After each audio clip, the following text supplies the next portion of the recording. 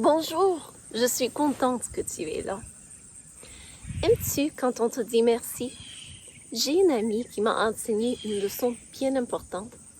C'est que dans sa famille à elle, ils prennent du temps pour exprimer à haute voix pourquoi ils aiment quelqu'un et pourquoi ils sont reconnaissants pour la personne. C'est tellement une bonne idée! Quand c'est la fête de quelqu'un, toute la famille, chacun à son tour, dit « Je t'aime parce que ». Ils commencent au tout petit et disent chacun à son tour pourquoi ils s'aiment. Ils ne le font pas parce qu'ils ont de la difficulté à s'aimer, mais non, mais ils le font parce que souvent, nous avons tendance de ne pas exprimer notre reconnaissance à haute voix. Et ça peut mener quelqu'un à oublier combien nous l'aimons. Je pense que tout le monde aimerait si on prenait du temps pour dire « Je t'aime parce que tu es gentil avec moi, parce que tu m'enseignes comment faire les choses, parce que tu prends du temps pour moi. Je suis reconnaissant pour toi, parce que tu m'aides quand j'en ai besoin, parce que tu me fais rire quand je suis triste, parce que tu m'écoutes. » C'est pour ça que nous avons des moments comme la fête des mères et la fête des pères pour nous rappeler de dire merci. C'est pourquoi nous avons aussi une journée d'appréciation des pasteurs et de leurs femmes pour montrer notre reconnaissance envers notre pasteur et sa femme. C'est pourquoi plusieurs pays fêtent l'action de grâce. C'est bien de prendre du temps pour réfléchir et reconnaître tous ceux qui nous ont bénis. Penses-tu que Dieu aime quand nous lui disons merci? Oh, je sais! Qu'est-ce que tu sais, Noiro? Je sais que Dieu aime quand on lui dit merci. Et comment le sais-tu? Parce que tu me l'as dit. Oh! Et comment est-ce que moi je le sais? Parce que la Bible le dit. Tu as raison, Noiro. La Bible nous donne plein d'exemples du fait que Dieu aime quand nous lui remercions pour toutes les bénédictions qu'il nous a données. Je connais une chanson qui dit cela. C'est vrai! Tu veux bien le partager avec nous? Bien sûr! Dis merci, comme Dieu aime quand on lui dit merci, dis merci, comme Dieu aime quand on lui dit merci, pour les parents, les grands-parents et tous nos amis accueillants, pour les frères et sœurs, chers à nos cœurs, même quand ce n'est pas très évident. Dis merci, comme Dieu aime quand on lui dit merci, dis merci, comme Dieu aime quand on lui dit merci. Tu vois, la chanson dit que Dieu aime quand on lui dit merci. Je vois, mais une chanson peut nous tromper. On peut dire quelque chose dans une chanson qui n'est pas vrai. Oh, mais je pensais que c'était vrai, que Dieu aime quand on lui dit merci. Oui, c'est vrai, mais nous ne devons pas nous fier seulement à une chanson. Nous devons savoir que la chanson exprime une vérité. Et je sais ce que tu diras. Tu diras que la vérité, c'est la parole de Dieu. C'est vrai, tu me connais bien, Noiro. La Bible est la parole de Dieu, et elle est vraie. Tout ce que la Bible dit est vrai, vrai, vrai. Vrai, vrai, vrai. Tout ce que la Bible dit est vrai, vrai, vrai. De tout mon cœur, je veux y croire. Si l'on me dit c'est des histoires, c'est pas vrai. Tout ce que la Bible dit est vrai, vrai, vrai. Merci, Noiro. Je suis contente que tu connais cette chanson par cœur. Et c'est bien d'exprimer ta reconnaissance. Mais pour revenir à la question, comment sais-tu que Dieu aime quand nous lui exprimons notre reconnaissance? Parce que c'est dit dans la Bible? Où est-ce que c'est dit dans la Bible? Je ne sais pas. C'est dit plein de fois, mais je partagerai avec toi un exemple de cela dans une histoire d'action de grâce. Ah, j'aime les histoires. Tu l'as inventé pour moi? Non, je ne l'ai pas inventée. C'est une histoire vécue il y a longtemps et elle se trouve dans la Bible. Donc c'est vrai. Oui, elle est écrite pour nous dans le livre de Luc, au chapitre 17.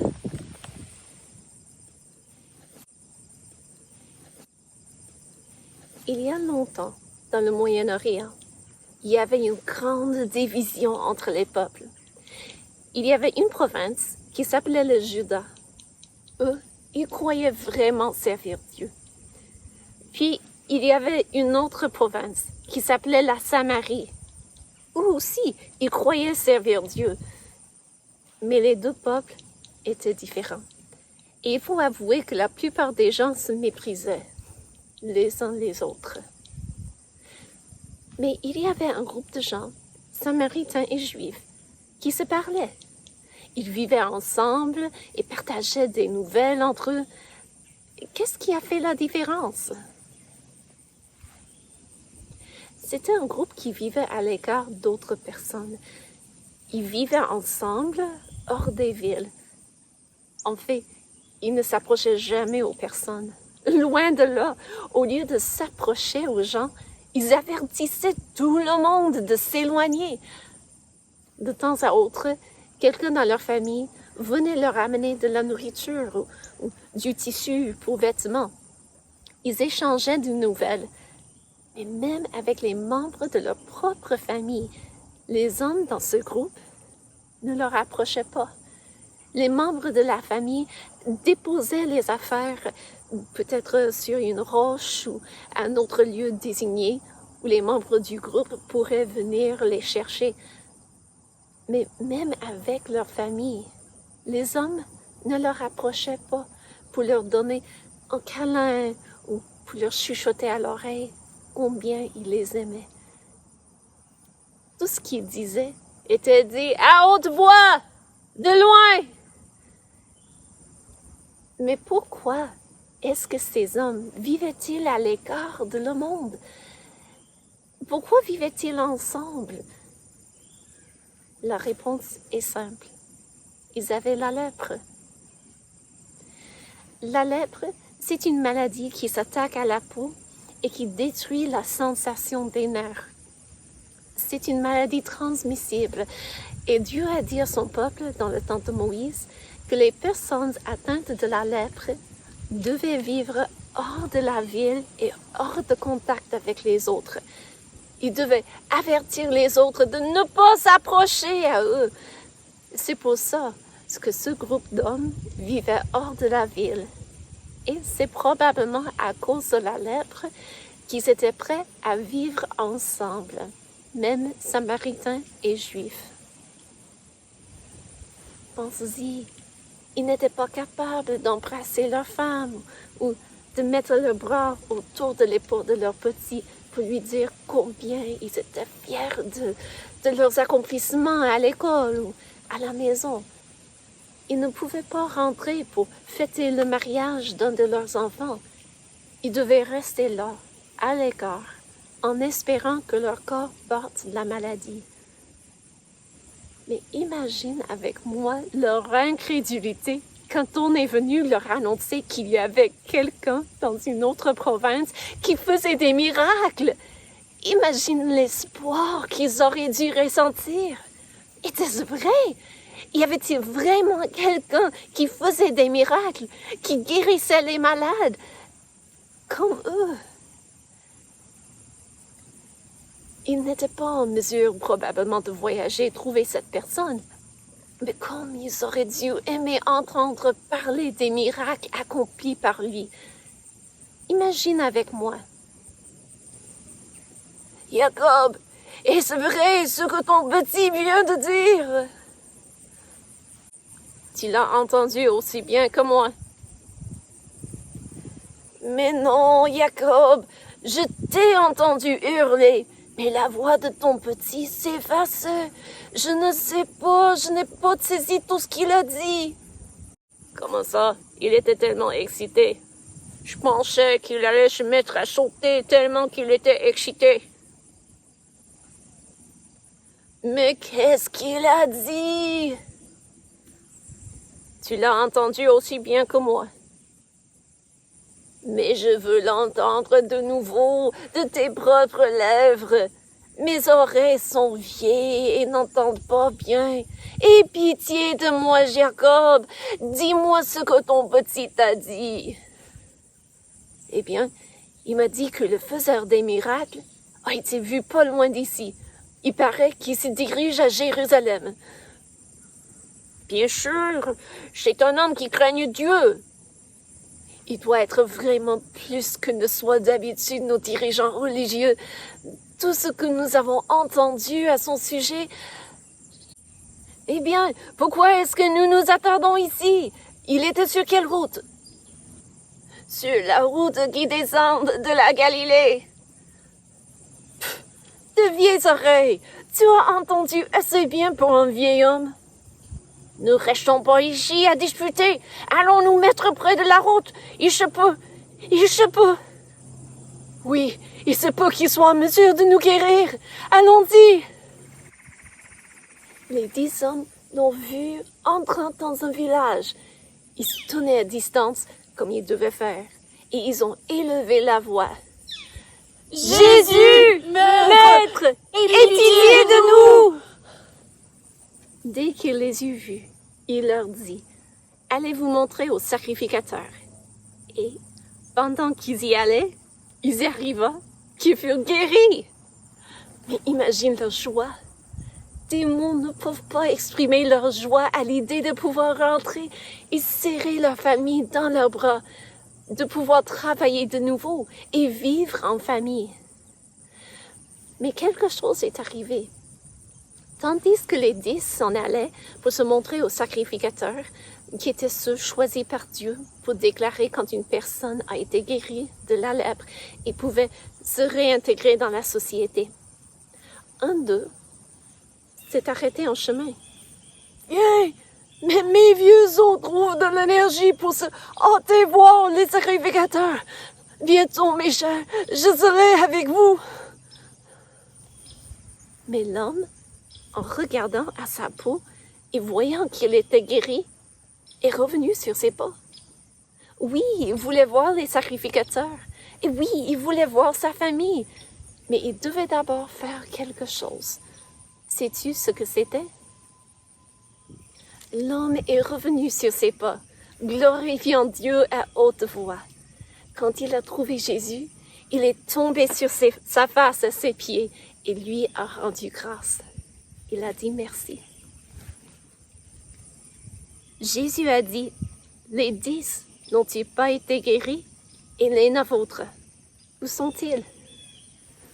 Les 9 autres n'étaient pas là parce qu'ils n'avaient pas pris du temps pour dire merci. Jésus savait que l'homme qui était revenu était un Samaritain. Est-ce que tu te rappelles que d'habitude, les Juifs n'aimaient pas les Samaritains?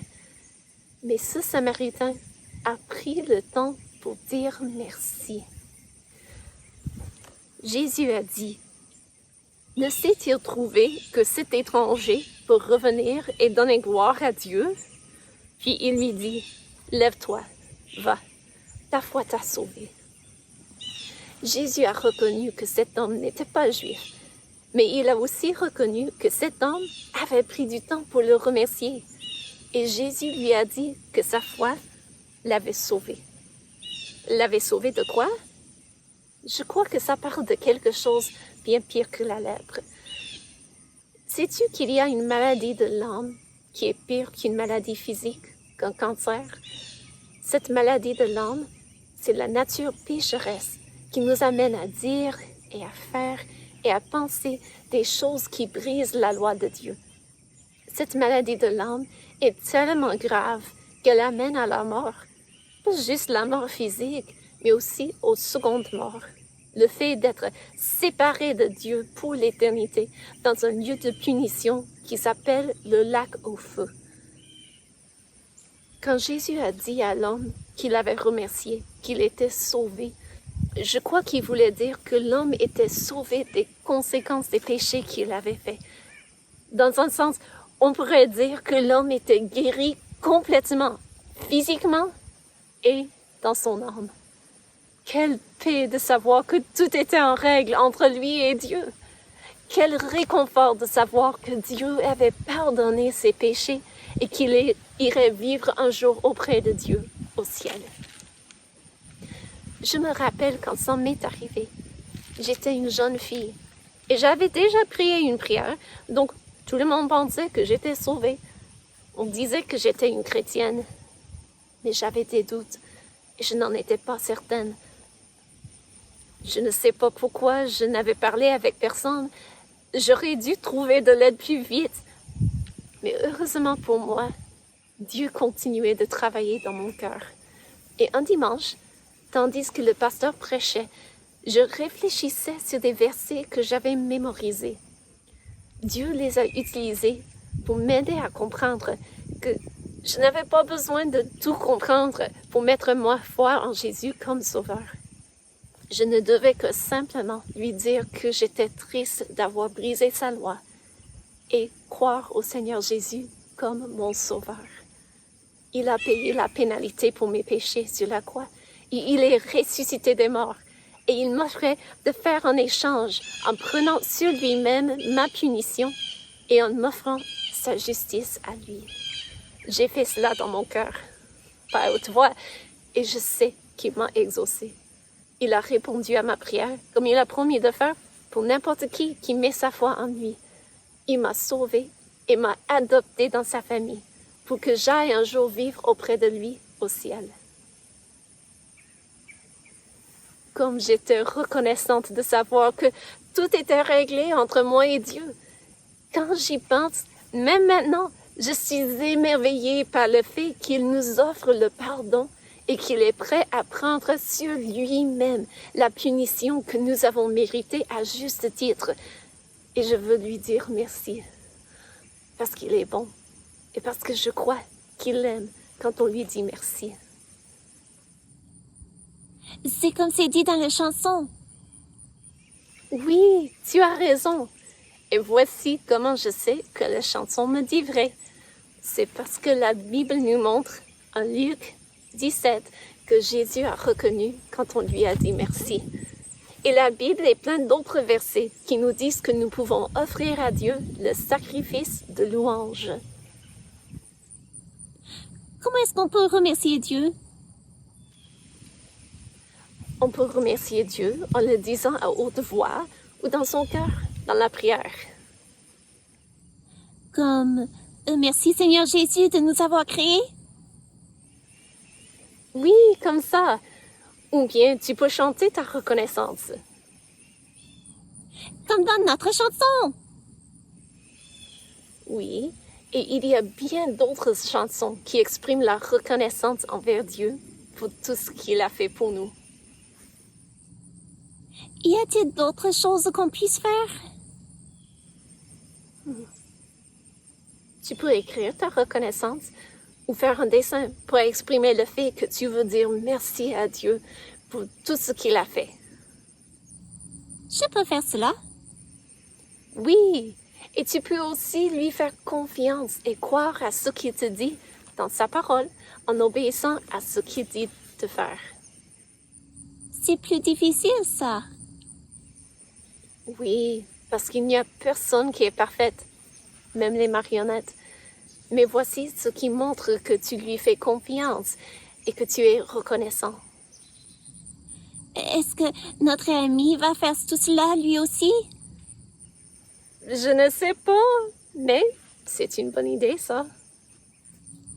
Oui, donc moi je vais écrire toute une liste des choses pour lesquelles je remercie Dieu et je vais le lui dire dans une prière. Ou peut-être tu prieras? Oui, je serais contente de le faire avec toi. Et avec notre ami? Oui, Prions. Seigneur Jésus, merci beaucoup pour tout ce que tu nous as donné. Tu nous as créé, tu pourvois à nos besoins et tu as fourni un moyen pour nous d'être pardonnés des péchés. Merci. Au nom du Seigneur Jésus. Amen. Je viens de penser à quelque chose. C'est quoi, Noiro? Ce n'est pas assez de dire merci juste une fois, hein? On doit le répéter parce qu'on aime l'entendre plus qu'une fois. Tu as raison, Noiro. Ce serait bien de remercier Dieu pour tout ce qu'il nous donne tous les jours de notre vie. Eh bien, ça veut dire que nous devons répéter les choses? On dirait que oui. Parce que ça veut dire que nous pouvons chanter du nouveau. D'accord. Tu nous diriges? Oui, mais n'oublie pas de faire ta propre liste aujourd'hui, comme moi je le ferai. Je pense que notre ami est d'accord. Eh bien, chantons! 1, 2, 3, dis merci, dis merci. Comme Dieu aime quand on lui dit merci, dis merci, dis merci. Comme Dieu aime quand on lui dit merci. Pour les parents, les grands-parents et tous nos amis accueillants. Pour les frères et sœurs, chers à nos cœurs, même quand ce n'est pas très évident. Dis merci, dis merci. Comme Dieu aime quand on lui dit merci, dis merci, dis merci. Comme Dieu aime quand on lui dit merci. Merci d'être là. Oui, merci. Nous sommes reconnaissants pour toi. Et à la prochaine. Oui, du voulant. À la prochaine. Au revoir. Et joyeuse action de grâce. Au revoir. Bye bye.